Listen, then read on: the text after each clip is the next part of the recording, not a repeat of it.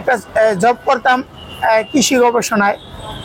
তো আমার চাকরিটা চলে যাওয়ার পরে আমি বেকার হয়ে পড়ছি। এই মাত্র কিছুদিন হলে এই বাইক নিয়ে করতেছি, যাতে ফ্যামিলির সাথে কিছু কেনাকাটা করা যায় আর কি।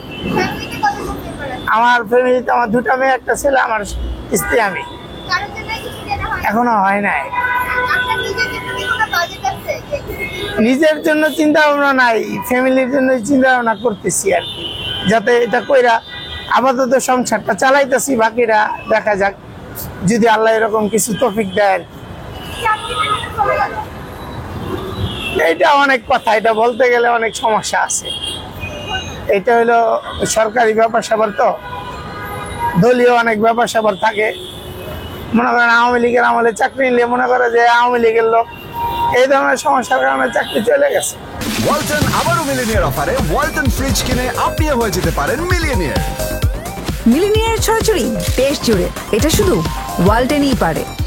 অ্যাপসে চালাইলেও বাধার সম্মুখীন হইতে হয় এবং চুক্তিতে চালাইলেও বাধার সম্মুখীন হইতে হয় বিভিন্ন জায়গায়। এটা আইনের বাইরে চললে পুলিশ আমাদের বিভিন্ন ধরনের মামলা টামলা যেগুলি দেয়, আসলে এটার জন্য দায়ভার আমরাই, যে আইনের বাইরে চলি, যেটা পুলিশের আইন আছে ওইটা আমরা মানি না। অনেক সময় এটা অমান্য করলেই মামলাগুলি দেয়।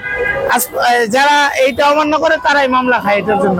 যাত্রীরাও হয়রানি হয়, অনেক সময় বাইকালারাও হয়রানি হয়, দুই পক্ষ এই ব্যাপারে হয়রানি হয়। যেমন কিছুদিন আগে আমি শুনছিলাম এক লোক বলছে যে দুইজন লোক আইসা আমার চিন্তায় করে আমার সব নিয়ে গেছে।